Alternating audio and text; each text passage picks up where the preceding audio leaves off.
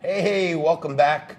We had a Wicked Wednesday show going for you today, and on Wednesdays we typically highlight the accomplishments and point of views of women, or at least we try to predominantly do that.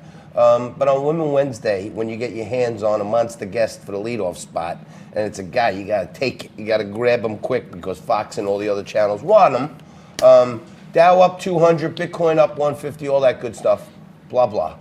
Curtis Ellis joins us in studio today. He's a senior policy advisor with America First Policies. And Curtis, thank you for joining us today. We really appreciate you slumming here after Fox and all your big-time appearances. But so much of what's going on the whole geopolitical scheme and scene, and with the markets and with the economy and with the strong dollar, it really is coming off of trade policy and the tariff talk. Good news out of the tariff talk, market goes up. Right. Bad news, the market goes down. Like Pavlov's dogs. Now, Trump, I think wisely, as a good negotiator, said, hey, you know what?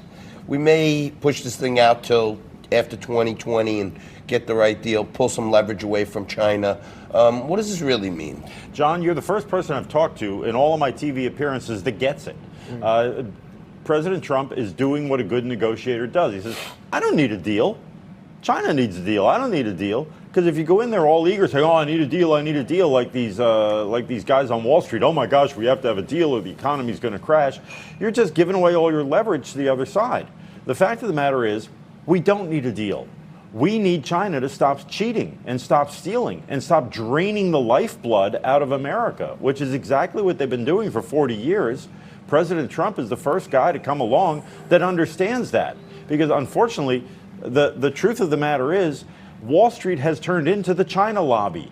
They are making billions of dollars by building up China, which is now a huge threat. And then you've got this foreign policy establishment in Washington that they believe in their heart of hearts that the decline of America is inevitable and the rise of China is inevitable, and their job is to manage the decline of America. They never come out and say that, but that's what they believe. You know, these people that we saw, the parade of people we saw during the impeachment hearings, these foreign service officers and all these people that are working off a playbook, something they learned at the Harvard School of Kennedy School of Government at Harvard. You know, they learned, there's the Thucydides paradox of a rising power versus a declining power, and how do you avoid war? And that's what they think America is, a declining power. Donald Trump comes along and he says, we're going to make America great again, and they have a conniption fit. You're not allowed to say that. Let me ask you this, Curtis. Everyone's talking about China, right? Our number one and number two trading partners are our closest neighbors. Thank you very much. Mexico and Canada, right? We have the USMC on the table, sitting there in the House of Representatives for over a year now, right? Why will they not make a deal with our number one and two people? Right. But they're so concerned about treating China, who's number three, with kid gloves. Why? Yeah, exactly. Why is this? Why don't you sign the deal? Thank you very much. Again, you're making too much sense, John. I mean, get this guy off television. There's a first. Let me ring the bell on that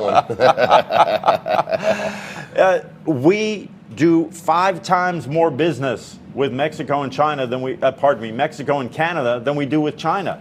If they are concerned about trade, get that deal signed. They don't want to give Trump a victory. Nancy Pelosi and the radical Democrats do not want to do anything that President Trump can say, I promised and I delivered. And what did he do? He promised to fix NAFTA, the worst trade deal in American history, and he did it. He negotiated a better deal, and they are scared to death of, oh my gosh, he's going to get a victory. We can't let that happen. But what's going to happen if they don't pass this? President Trump is going to beat him about the head and shoulders for getting nothing done. And he's going to say, look, remember, it was the Democrats, Bill Clinton, that gave you NAFTA, that destroyed our jobs, that giant sucking sound of all the jobs going to Mexico. That was Bill Clinton's doing. I fixed it. Was the giant sucking sound just the jobs going to Mexico, or what was going on under the desk in the... that was the other... No, I'm saying, which giant sucking sound are you talking about? And he's going to say, Bill Clinton gave that to you. I fixed it, and now the Democrats won't let me fix it. Of course. Because Exactly. the Democrats are part of the problem. And so they think they're in a box. They think they're going to win by not giving Trump a victory. They're just going to get beat up even more. Curtis, beginning on the China front, I understand the eagerness of these Wall Street traders and these multinational companies that enjoy cheap labor and low prices to want a deal. They want to see the effect that it has on the stock prices. And I have no doubt that President Trump wants a deal, a good deal.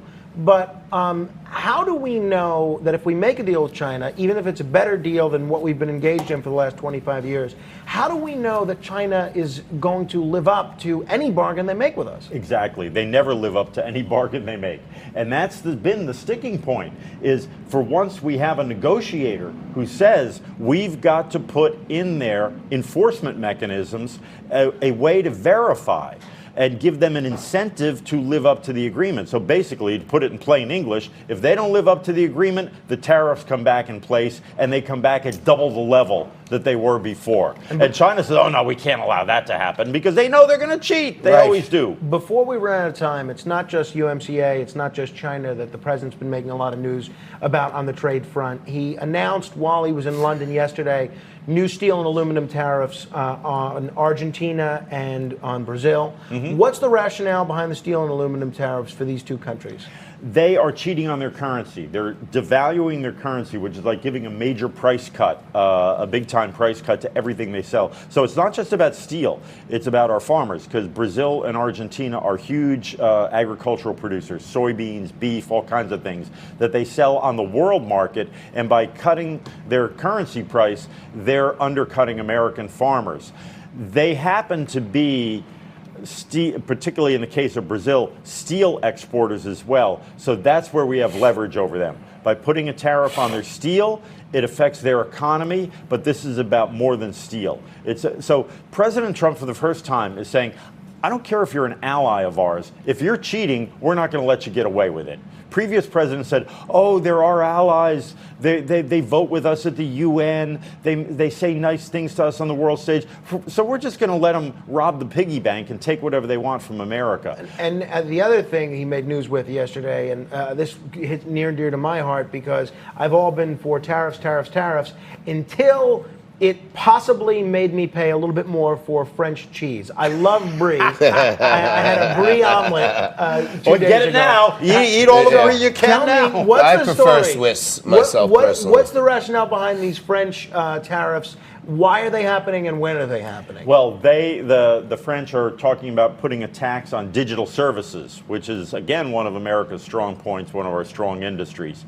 And President Trump very cleverly uses the tariffs and the threat of tariffs as a way to get these people's attention and to negotiate a better deal. He said yesterday when he was in Europe that I think we're going to be able to work this out with French. Yep. So you'll be able to eat your brie omelet, and it'll be okay. Frankie has this big, now infamous/famous New Year's Eve party. Curtis has been invited. And you've been invited. I don't know if you've And there'll be a big wheel of brie there? No, well, the opening night gala is a wine and cheese party. That's right. So if Macron doesn't come around and Trump starts hitting the wine and cheese, that may have a significant effect on the pricing. I'll be for damned the if New we're Year's going to Eve switch to party. American He's cheese. going to cut the guest list. Yeah, and then we may come under attack. They may raise the prices on croissants. Oh my God! You know what I mean? We may, Well, we it's may going have to be a on big all French croissant. goods, right? If it happens, that'll be interesting. Americans are going to lose weight. Yeah, we're going to lose weight because we're not going to have those buttery croissants anymore, or they're going to be priced out of our league or something. Right. But Curtis Ellis, thank you so Thank much. you. You want to know about trade? That's the guy, Curtis Ellis. Thank you so much. Thank you for tuning in today to Liquid Lunch. Stay right there. Don't go anywhere. Quick break, some news updates. Coming back at you with Rebecca Harari. I'm talking about anti-Semitism on the rise.